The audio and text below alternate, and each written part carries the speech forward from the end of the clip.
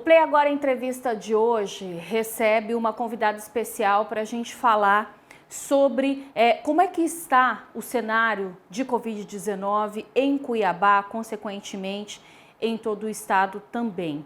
A médica e professora de infectologia da Universidade Federal de Mato Grosso, doutora Márcia Webb, obrigada por ter aceito o nosso convite e disponibilizado esse tempo para bater um papo com a gente, mais do que a gente, com a população que tem muitas dúvidas ainda, não é? Quando a gente fala do cenário da Covid-19 em Mato Grosso, doutora, onde a senhora acha que gestores ou população errou para chegarmos a esse nível de contaminação? Boa tarde, Marina. Boa tarde a todos. Eu acho que nós erramos na condução como um todo. Infelizmente, nós temos que dizer que nós erramos em Cuiabá, erramos no estado e erramos no país. Nós tivemos um tempo até razoável para nos prepararmos, visto que nós sabíamos o que estava acontecendo em outros países, na própria Europa, tivemos inclusive os Estados Unidos, né, com aquela situação, podemos dizer, catastrófica, antes de chegar para nós. E dentro do Brasil, nós, em Mato Grosso, tivemos mais tempo. Então, mas objetivamente, onde que nós erramos? Porque hoje nós temos uma única medida conhecida, testada, de redução de contágio e, consequentemente, redução de casos de doenças, que é o isolamento social. Ele deve ser feito no momento adequado. E o que aconteceu é que nós tivemos uma fase inicial até muito bem sucedida de isolamento social, em que as pessoas estavam compreendendo, havia uma direção, digamos, no país, havia um Ministério da Saúde que falava a partir de dados da ciência, e se embasava nisso e explicava, olha, temos que fazer isso, a situação é grave, se não fizermos isolamento, vamos piorar muito. E as pessoas compreenderam. Então, nós tivemos praticamente março e abril com essa direção, e isso nos ajudou muito inicialmente. Ao mesmo tempo, o fato de ter tido um isolamento inicial bom fez com que houvesse uma percepção de que ele não era necessário. Quando o isolamento dá certo, aparentemente ele não é necessário, porque aí você não está vivendo uma situação de caos, as coisas estão andando bem, tem leitos para todo mundo, então é a impressão que não precisa. E a partir desse momento nós erramos, e erramos muito, então deixamos a doença subir quase que de uma forma assim, sem controle, né, de uma forma descontrolada mesmo, e estamos hoje nessa situação que nós chamamos de colapso, em que você não tem os leitos suficientes para atender todos aqueles que têm Covid e precisam ser hospitalizados. Bom, nós temos esse cenário aumentando, né, significativamente nos últimos meses, principalmente nos últimos 2 meses. Como é que a senhora vê a tendência daqui para frente? Até onde esse pico deve chegar? Os estudos de projeção, eles trabalham com modelos matemáticos e a projeção ela é feita com alguns indicadores, dentre eles os números que a gente tem, a velocidade de crescimento que se tem de casos e também de óbitos, e isso, pela subida acelerada de casos, a matemática ela usa, ela tem a base para pensar quantas pessoas estão sendo infectadas a partir de uma pessoa. Isso se chama taxa de infecção, taxa de reprodução do vírus. Então, se nós temos uma curva assim, com uma velocidade alta de crescimento de casos, a gente sabe que é porque existem muitas pessoas infectadas na população e essas pessoas não são testadas, desconhecem inclusive sua própria condição e estão passando o vírus, e passando uma pessoa passando para cada uma pessoa passando para 2 ou 3. Isso vai numa progressão geométrica. E então a nossa perspectiva, então vamos falar, o que a gente tinha de projeção se concretizou e hoje nós temos uma realidade desse crescimento de casos e pior, de crescimento de óbitos. Inclusive, mais proporcionalmente, nós temos um crescimento maior de óbitos até do que de casos. E isso é muito sério, porque nos aponta que nós realmente não estamos conseguindo atender as pessoas do jeito que elas precisam, fazendo a assistência em saúde, conseguindo receber todos. Então, veja, nós tínhamos menos de 60 óbitos até começar junho. Em junho, nós tivemos 600 óbitos. Em julho, em apenas 10 dias, nós já tínhamos 400 óbitos. Então, essa projeção, se a gente tivesse 3 vezes isso, então, se em junho nós tivemos 600 óbitos, em julho a gente tem algo como, vai ter como 1.200 óbitos. E isso é um crescimento extremamente acelerado. Foi feita uma medida de quarentena que vamos aqui ter bem claro que foi uma imposição da justiça. Não houve uma compreensão por parte do poder público de que deveria, de governos, dizer nós precisamos parar. E a justiça teve que tomar essa atitude e aí obrigou. Mesmo assim, o nosso índice de isolamento é muito baixo. Então, qual que é a projeção? Nós tínhamos que o pico máximo de acréscimo de casos se daria em setembro. Hoje a gente pode dizer que esse estudo, que é inclusive da Universidade Federal de Mato Grosso, com o Instituto Federal, essas projeções que se tinha estão se confirmando. Então, nós devemos ter o pico da doença, nós vamos crescer até mais ou menos setembro. Antes disso, não temos perspectiva de melhorar, reduzir, a não ser que haja alguma medida drástica para conter as pessoas em casa. E a gente está vendo que essa semana já encerra a prorrogação do período de quarentena obrigatória determinado pela Justiça na região metropolitana. Então, é um risco voltarmos à normalidade no fim dessa semana?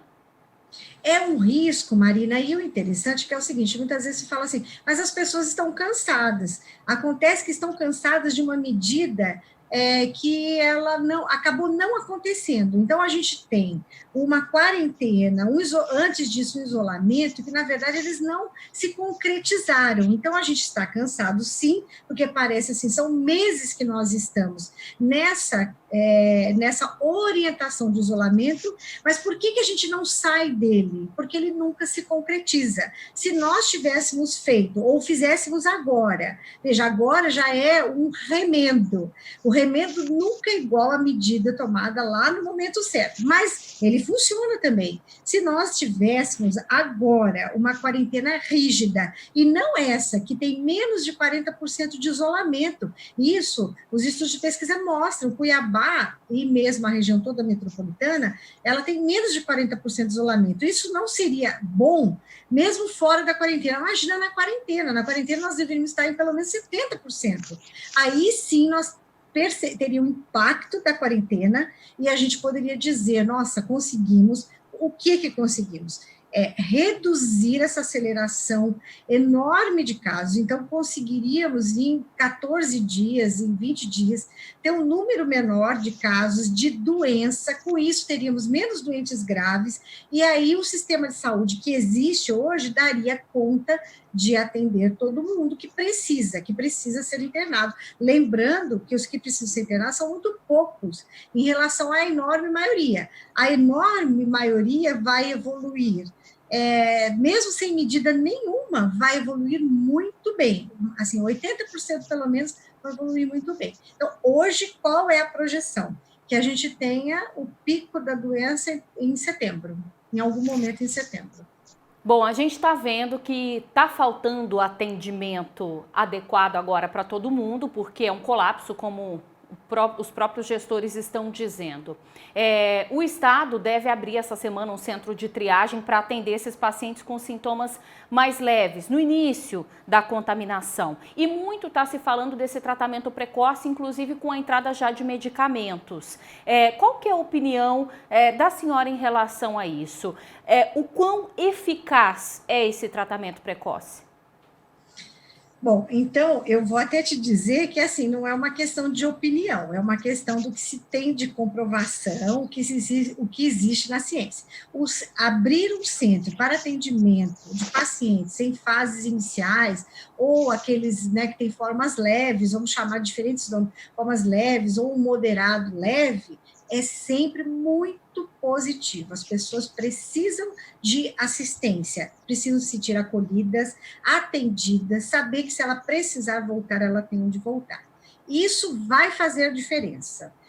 Talvez isso dê a impressão que aquele kit distribuído é que fez a diferença, mas não é o kit. O que faz a diferença é a assistência, o acompanhamento. Esses kits não têm nenhuma comprovação de que sejam eficientes para prevenir a doença, não previne, e mesmo no tratamento de formas leves, eles não estariam indicados. São medicamentos, por exemplo, hoje a gente tem um que é um vermífugo, é um medicamento que se usa para parasitoses, entendeu? Para isso ele tem eficiência. Nunca provou nenhuma eficiência para tratar COVID. Tá? E continuamos no mesmo estágio. Eles não mostraram nenhuma evidência para tratar a COVID, apesar de muitos falarem que sim.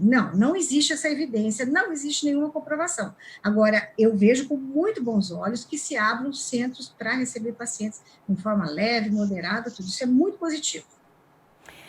Uma outra questão que se fala muito é sobre a falta dos leitos de UTI em todo o estado, porque os pacientes já estão chegando com os quadros mais agravados, mas só o leito de UTI não é suficiente para conter uma pandemia como a que estamos vivendo, né? Não, primeiro que nós precisamos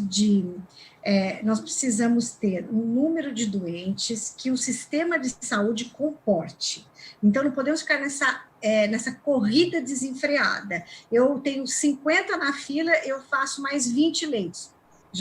A conta já não fecha. Então, o que nós precisamos? Sempre pensar, precisamos ter menos doentes para precisar de um número menor de leitos, tá? Que leitos são esses? Existem aqueles que nem leito precisam, que são esses de um atendimento de uma forma leve, no início de uma forma moderada. Precisam de assistência. Isso é um nível de atenção. Aí existe um outro nível que a pessoa já precisa ser hospitalizada pela COVID, precisa ser observada, e aí ela precisa de um leito clínico, onde ela tem um suporte, mas é um suporte de um leito clínico, não tão especializado quanto o de UTI. E tem aqueles que evoluíram de forma mais grave e vão precisar de leitos de UTI. Como você disse, Marina, não é o leito de UTI. O que é um leito? Ele é aquela estrutura física que existe do leito em si, mas ele tem que ter os equipamentos que são necessários e de qualidade para atender bem aquele paciente. Tem que ter os insumos para atendimento, desde os equipamentos de proteção, precisa ter os medicamentos que são necessários para ele e, mais do que tudo, precisa ter uma equipe capaz de atender da melhor forma. Equipe que significa o médico, que é responsável da equipe, o enfermeiro, o técnico de enfermagem, o fisioterapeuta tem um papel importantíssimo, e todos esses, muitas vezes nós não estamos falando de um único médico, nós estamos falando, às vezes, de 2 médicos especialistas naquela condição para atender. Então, nós vamos ter equipes, equipamentos adequados, medicamentos e o leito em si. Doutora Márcia, muito obrigada pela participação. A gente espera que os números sejam mais positivos daqui para frente e que a gente possa falar mais de recuperação do que de perdas. Obrigada e boa semana. Eu que agradeço a oportunidade de esclarecimento e uma boa tarde a todos.